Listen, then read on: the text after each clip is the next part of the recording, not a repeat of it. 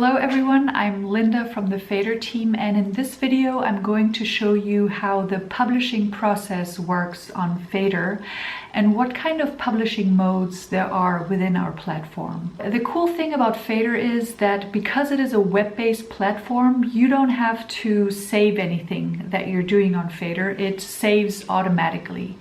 And once you are finished with a Fader story, you can either preview it on any device, or you can actually publish the story for your viewers to watch as well. I'm going to show you how it works. Okay, so I'm going into my test story, and once I'm finished with creating my story, and this one is basically done, I can click on share at the top right.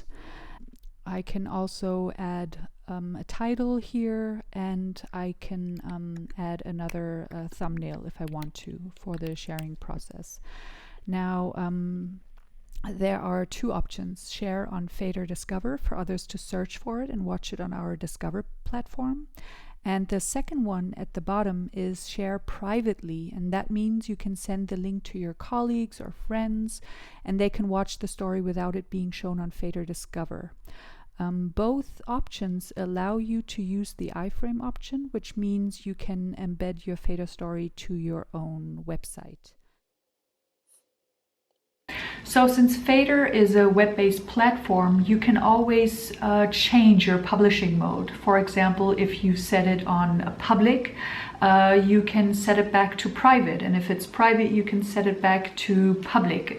Fader is very flexible in that way. You can always add more scenes to the Fader story, you can add more content to the Fader story, and also you can delete content from the Fader story or certain scenes from the Fader story after you've published it.